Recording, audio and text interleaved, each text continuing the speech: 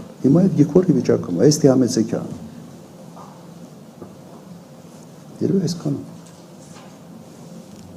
Սևակ Հակոբյան։ Երկու հարց ունեմ, պարոն նախագահ։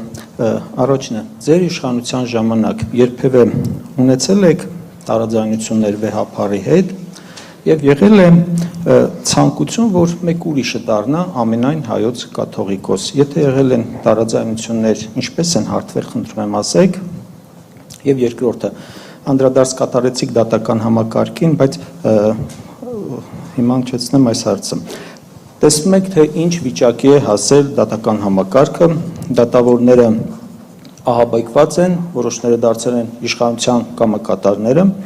չնայած որ իշխանությունը կարծես նրանց անկախության եւ կոռուպցիայից զերծ պահելու համար լավ վճարում է, 3 անգամ կարծես բարձրացրել է աշխատավարձերը,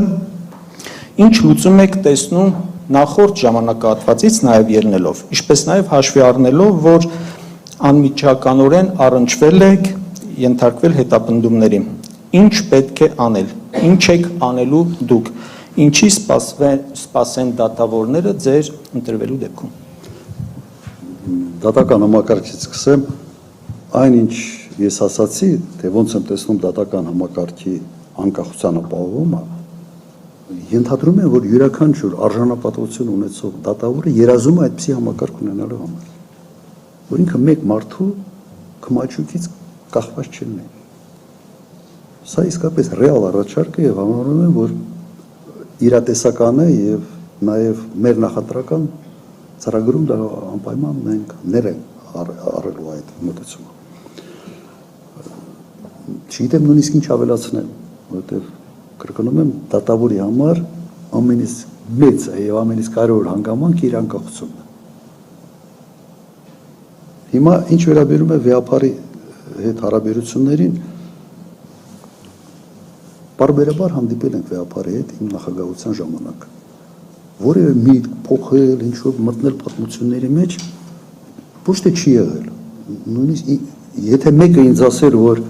գալու է մի պահ, որ մենք ունենալու ենք այս պատկերը, ես կասեի, ես հոգեկան հիվանդ եմ, հարց տվող եմ, ես կասեի հոգեկան հիվանդ այդ մարդը։ Անիմաստ, իմ ժամանակ ամենից մեծ ծավալի եկեղեցաշինությունն է եղել Հայաստանում։ Եթե հիշում եք, դա հենց վեհապարի շնորհիվ ինքը կարողացել է եւ ֆինանսական ինչ-որ միջոցներ հայտարարել եւ բավական եկեղեցիներ կառուցվել այն ժամանակ, բարբերաբար քննարկել ենք, բայց երբեք չի եղել քննարկում, որը կարող էր փոխադարձ անվստահության ինչ-որ բան ձևավորել, մթնոլորտ, երբեք չի եղել։ Հակառակը, միշտ ասում է ինչա պետք, ինչով կարակ օգնենք։